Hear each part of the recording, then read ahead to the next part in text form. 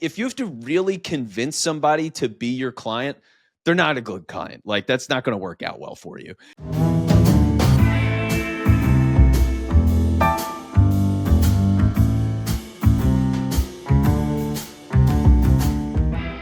You are now listening to Leverage for Growth. Hey everybody, this is Jesse P. Gilmore, founder of Niche and Control and creator of Leverage for Growth.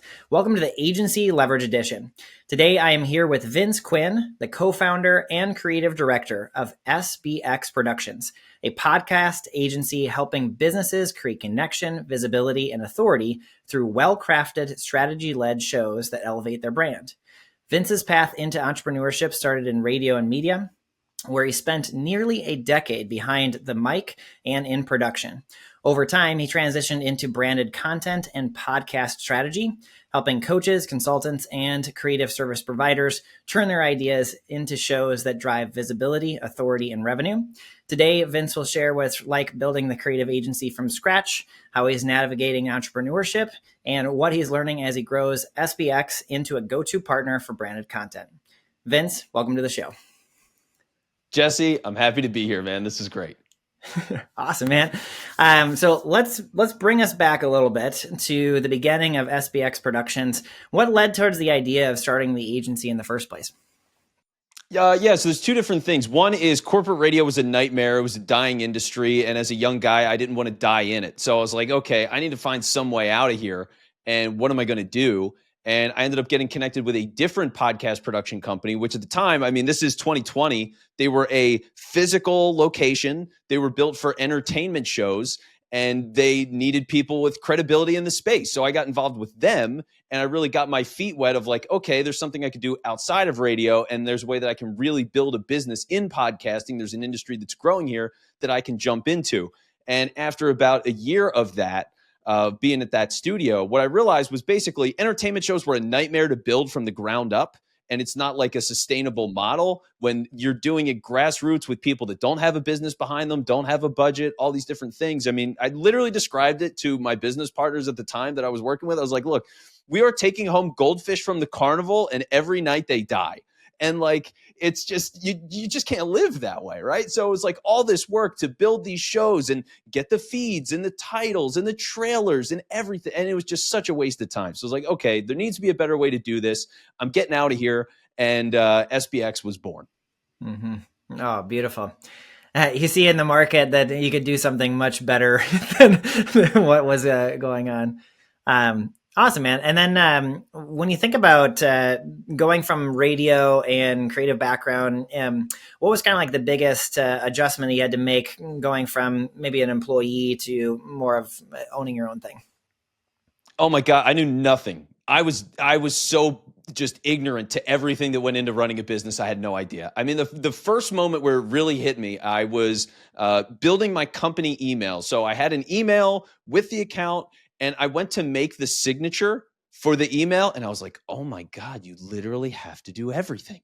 And it was just like, it was just such a funny moment, but because it was so real. And like, when it came to budgeting and just basic principles of marketing and sales and what kind of person I was going to be in that space. I mean, I had no idea about any of it. I just knew that I worked really hard. I was willing to work hard. I knew podcasting because I had been podcasting while I was on the radio. Podcasting was literally why I got on the radio, because I was doing a show to get better at hosting, to get on the air. So I'm like, okay, I've got all these skills, but I don't know anything about business. And so I just had to live in, the location that I was working in, talking to the people that I was working with, reading books, getting into podcasts. Just like I had to become such a student. And it's because I just knew nothing, like less than zero. So it was a lot, like night and day is an understatement to both night and day. I love it. I can totally tell by your answers that you've been in radio and done this quite a few times. But awesome, man. Yeah, being a student is really key. What were some of those, like, if you can think about maybe the first year in business and some of those main things that you had to learn aside from the email signature? What were some of the things that kind of like stood out to you as being those foundational elements that you've kind of built a lot of stuff on? Yeah, so a part of it has been cutting things down just on a base level, right? Like because being in podcasting, what happened was we started to have scope creep like crazy, where it was, oh, well, you guys are podcast guys. Could you come out and like shoot something for socials and edit that video? And it's like, yeah, sure, we can do that. We can run your Instagram account. Like we'll do all these different things. And I was driving to locations like an hour. I would get in my car and drive an hour to go to these different businesses and just like take pictures. And I'm not really a photographer. I can do it, but I'm not a professional there. It was those kinds of things and realizing that, oh, this is running me ragged and I'm completely losing my mind. Realizing that you have to invest in the different kinds of software and processes that go into these different branches of content creation. So that was a big part of it. And just understanding that, yeah, like podcasting's my home. That was the one thing that as I was dealing with all these other spots of video and like traveling around and website building and all these different things, it was just like, these are not my areas of expertise. Frankly, I don't want to be an expert in these things. I don't feel right selling these things to people to some degree, because it's just like, I'm going to do everything I can to make it as good as possible, but the time invested and all, I don't like any of this. And so I've just got to be true to who I am and what my skill set is. And that was the only thing I could do, is just focus on how can I make podcasts as good as they can be. Mm-hmm, mm-hmm. That's a huge turning point for a lot of founders, where they take on whatever work comes their way, and then they get to a place where they're like, actually, a lot of this is either not profitable, not fulfilling, not aligned with my core competence. And then one of the hardest parts is actually saying no to clients when they do that. Can you think about, like, maybe somebody that's listening right now might be in that place where they're doing all of the things, and what advice would you give them just on like deciding to either stay in your lane or be able to focus on something that's more fulfilling as opposed to whatever the client asks?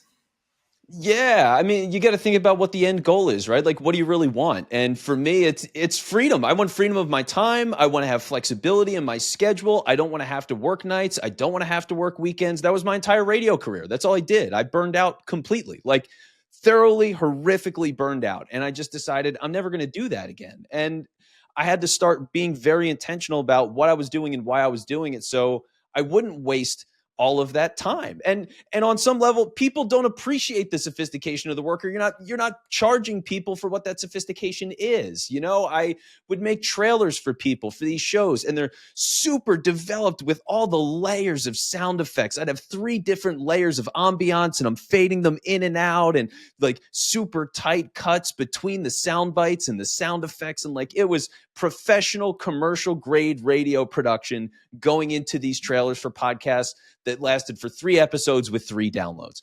And it's like, it's not worth it. It's not worth it. And to be able to start to think about not just how much better things have been because I haven't obsessed about those things, but how much better I've gotten and more confident I've been in running a business individually, because I've decided I'm going to master the things of running a business that need to be done. I'm going to understand like the ins and outs of how we're going to be generating leads and what our process is for marketing, and how we're going to streamline some of that stuff, and how can we be our own client and be better as a business by reflecting on ourselves and how it's working for us. Like, it's just, everything's better. Like, I'm a better person today than I was before. I'm a better business owner than I was before. But on some level, honestly, like, I'm a better husband than I was before.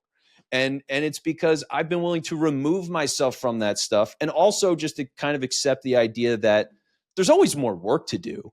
Like, I don't know if you're a Seinfeld guy, but there's that classic episode with Newman where he's just like, the mail never stops coming. And like, it's the truth. The mail is always coming. There's always more work to do. Your business will always need something. And like, just getting comfortable with the idea of, yes, there is more to do. There is a project I want to get my hands on, but it's just going to have to wait till Monday or whatever, is like, it's the best thing that's ever happened. Honestly, it's such a relief.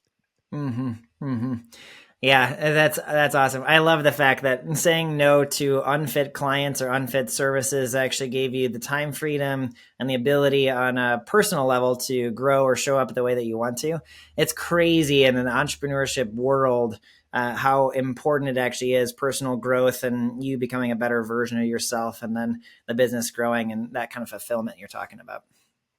Yeah, it's life changing. I mean, and it's all the perspective of it, right? I used to put the value in like, okay, how great I can expertly craft, through my audio skills, these masterful things, and like, it it's commerce. You know what I mean? On some level, it's like it's art, but it's commerce, and like you need to be able to do this reliably, and ultimately, I will need other people to do it. So when the vision is other people are going to do this work anyway, then why am I driving myself crazy doing the work? Like I've got to be in position to get other people to do it. So yeah, that was one of those things that I was starting to like hint at a little bit. And honestly, the thing that really helped solidify it and I made major changes is I was reading your book. So yeah, I was here. Not only was I reading your book, Jesse Gilmore, I was reading your book on my honeymoon. I was reading your book, and it solidified everything that I had been feeling about time management specifically, and just like belief in myself individually within the business. It was everything I needed. There's some awesome timing there, and you're the first person that has ever talked about attributing my book as being such an impact on a honeymoon. That's Yeah. so very, very cool. Yeah, and I think we've kind of, so this is really interesting. So we've kind of talked about mindset shifts and kind of like the roles and stuff like that. But what do you think has actually been the biggest mindset shift for you personally since becoming a business owner, or since kind of evolving as a business owner? Man, that's an interesting one. The mindset shift. Huh. I think part of it is understanding just everything beyond myself. Like because for me, and this was a major problem within radio, was I was always looking for that opportunity to partner with somebody, and essentially it would take this team dynamic to like truly ride the wave, right? Like I was so good on my own, but I was the sidekick is kind of how I viewed myself. And I didn't have that confidence. I didn't have that belief that I could be the person that could truly run the business and be a CEO. Even the idea, if you look at my LinkedIn, like as we're recording this right now, it doesn't say CEO. It's going to, but I was resistant to that idea, and it was because I always saw business people as like this formal, rigid, miserable thing that I never wanted to be. I was always this goofy idiot that was watching The Simpsons every day and doing stand-up comedy and working in sports radio, and like I just never wanted to be that buttoned up, overly formal, like whatever, stereotypes of an executive. I just didn't want to be that. And so to embrace the idea that no, I can be an executive, and I can be myself while being an executive, and I can be the person that is supporting people rather than the guy that needs support. It's a massive, it's flipping everything inside out essentially, and Mm-hmm. it's a major change. Mm-hmm. That's huge. It's interesting that there was like an identity around what it meant to be like an executive, and then there was like a resistance to be actually doing it. And then now that you're leaning into it, you realize that you can actually just be yourself.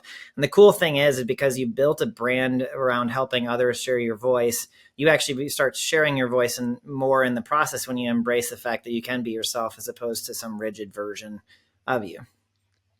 Yeah, it's such a relief, and before it was tough too, because I was doing corporate radio, and so with that you have a lot of limitations. You have FCC things, and your bosses are going to tell you certain stuff. Like and sometimes it was dumb stuff, man. Like I got yelled at once. Okay, this is funny. I was on. It was the Friday after Thanksgiving. I'm on CBS Sports Radio, and I decide, because it's 5 a.m. in the morning. Okay, I decide I'm going to talk about pardoned turkeys. Like, where do they come from? Who chooses the turkey? Are they all on the same farm?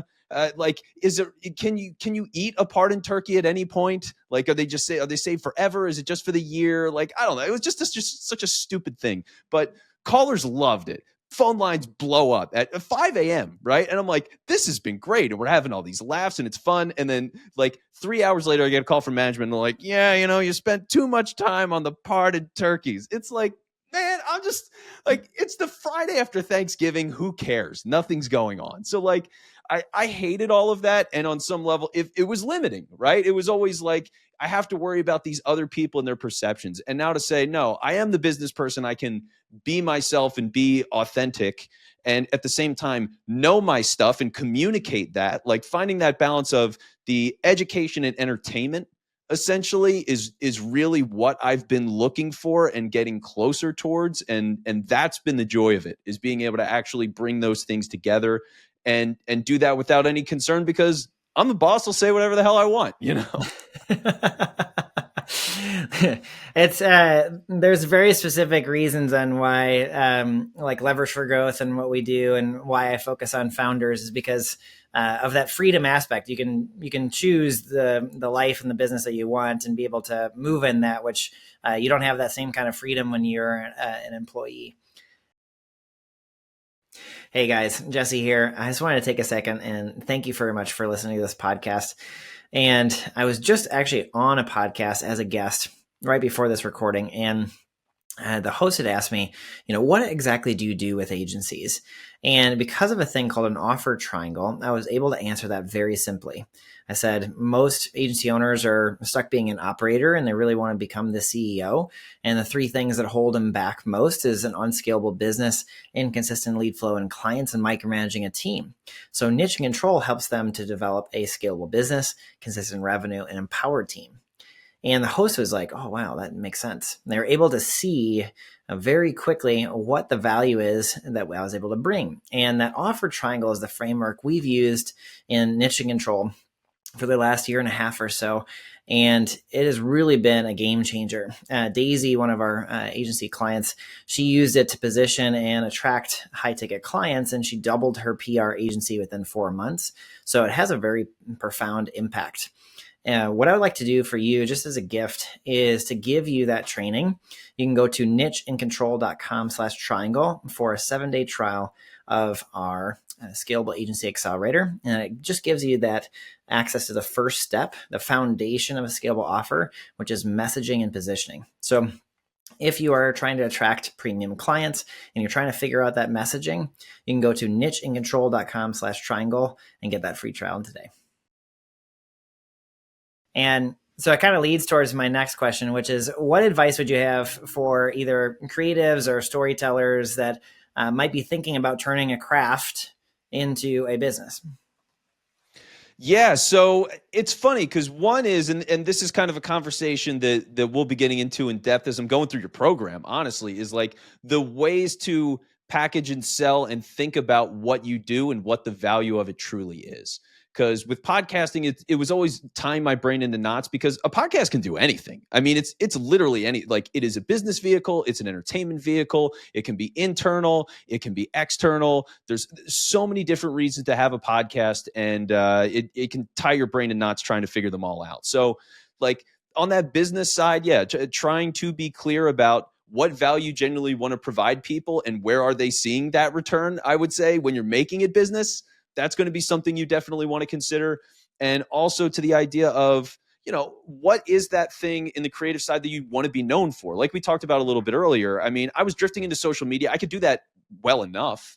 Like, I could have continued to get paid for that. I was on location at times at live events, and I would film things as they were happening and edit those reels and post them as live stories as an event was going on to drive ticket sales to that event. Like, it was an interesting thing, but that's not where I want to be. I didn't have the most joy in that. And when you talk to people, I think creatives tend to get in this loop all the time where they want to say that they offer all the services. Hey, if you need video, if you need audio, if you need pictures, if you need whatever, I can do all those things. And when I've had conversations with people like that, I do forget about them, or I don't have the reason to go and call them back because I don't know what they're a specialist in, right? So, like, yeah, decide what kind of specialist you want to be. It's nice to have those other things in your back pocket, I guess. Like, if you need, you need to work gigs or whatever. But when you're trying to build the business, you got to be specific. It's everything. Mm-hmm. Mm-hmm. That's huge. Even just a reflection on people that have positioned themselves that way to you, you don't even remember them. That is a very interesting and really a good lesson for the creatives. What about an agency owner? So if you think of people that might be like maybe one or two steps behind you, as opposed to like, not even starting yet, what are some of those lessons that you've learned on your journey that would save them either time, energy, or money? Yeah, let's see. Time, energy, or money. I mean, part of it is get people, don't drag elephants, okay? And what I mean by that is if you have to really convince somebody to be your client, they're not a good client. Like that's not going to work out well for you. And I say that because that's what it felt like so early. It was I had all this enthusiasm. People understood that I understood podcasting. So I convinced them, hey, I'm going to work really hard and I think this can work for you. And here's all these reasons that it can work for you. And they would skeptically sign on. And so now I've got to constantly prove to them that the service is even worth having. And what a nightmare that was, because the clients don't appreciate anything that gets done. They don't really understand why any of it's happening, or the amount of work that goes into making it happening, or really how they can seize on the value of it happening. So yeah, I mean, it just happened so many times early. And these could be big projects or small projects. I mean, I did a one-off video shoot for somebody, and it was a nightmare because it was just they wanted like 5 rounds of revisions and they had all these different things. Like they tried to become the director of the video and all this different. And it was like, I don't even know why I did this. I hate everything about it and I'm never going to do this again. So yeah, if you need to convince people to do things, then you're probably better off not convincing them. That's a huge one. Awesome, man. So a lot of our conversation so far has just been based around the past and kind of leading up to where we are right now. So when we started looking at the future of SBX Productions and kind of life and what gets you excited and for success or accomplishment over the next 1 to 3 years in your life and business. Oh yeah, I mean, the opportunity to connect podcasts with high-powered business and full intention is like so exciting. I mean, you think about all these different businesses, and one of the things that I've had the luxury of, and it's how we connected, is like hosting a podcast called Future Fuzz, where I get to talk to all these CEOs, CMOs. It's all these different kinds of businesses, but understanding marketing in and out. What are the things that they truly care about? What are their processes for doing that? Things related to demand gen and customer life cycles within the pipeline. So there's so many cool ways that a podcast can be tied to that and do all of those things reliably for people, as everybody is like swimming in all of everybody's got to do more with less is the way of the world now. So to be able to have a system that can really simplify a lot of things in the marketing process and have a direct value in terms of the returns that you're getting or the kinds of clients that you can bring in, like, man, I mean, the opportunity is tremendous. I think people have been unfortunately sold a bad bill of goods for podcasting for quite some time. And so the opportunity to connect with people who do get it, do see the vision, have not been burned, and are willing to truly just take advantage of the opportunity. I mean, yeah, I know what some of these shows are going to be as I get the right partnerships here, and it's going to be an absolute joy. So I'm pumped. Awesome, man. And with SBX Productions, who is kind of like your ideal client? So if someone's listening to this and they're saying, "Am I right for SBX?" What would you say? Yeah, I would say if you're a mid-sized business, you've got a understood customer, so you know exactly who is buying from you. You've got consistency there. You've got a sales process, and now you're looking for ways to accelerate all of that, having content to support it, and having new ways to connect with enterprise clients. For example, how can you get these high-ticket deals through personal conversations and being very intentional about all of that? That's what a podcast can do. So when you're those kinds of businesses selling high-ticket B2B, podcasting is a beautiful place to be. If you're a coach, consultant, real estate, somebody who is the business and you're just bogged down with marketing, but again, you know how to sell, you are an expert, you just don't have time to get all these posts up and stuff. Like, that's what a podcast is for. It can simplify everything, put it in a very easy to manage system for you, and get you the connections that you want and the content that you need. So there's a lot of opportunity there. And then last thing is organizations, because organizations, you're building community, you want retention. And what better way to do that than by directly talking to the people that are your membership? That's what a podcast can do. So those are the kinds of people that we really see the best value for. But again, I mean, there's podcasts do anything, man. And if I didn't have my podcast, I'd be like, let's call Vince here. But Yeah. What is the best? So if anybody that's listening is in one of those three different groups, what's the best way for people to get in touch with you, Vince? Yeah, freepodcasthelp.com. So freepodcasthelp.com gets a free 30-minute call with me. We talk directly. I want to understand what your problems are, solve a problem for you right then and there. That is the goal. And make sure that your show is on the right track strategically for that big picture return that you're looking for. So go to freepodcasthelp.com. Awesome. And for anybody that wants to connect with Vince, I'm going to leave links to connect with him and SBX Productions in the show notes. And Vince, awesome conversation. It's great talking to you, and we'll have to do it again sometime soon. Yeah, Jesse, thanks for having me, man. It's been a blast.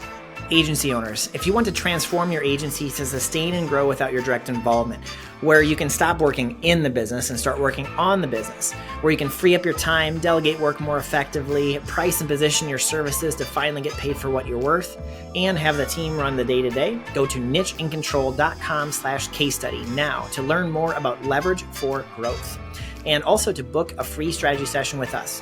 We'll look at your systems, determine exactly what you need to do in order for you to scale this year, and to create a strategic plan so that you can live the life of entrepreneurship you've always dreamed about. Go to nicheandcontrol.com/case study now.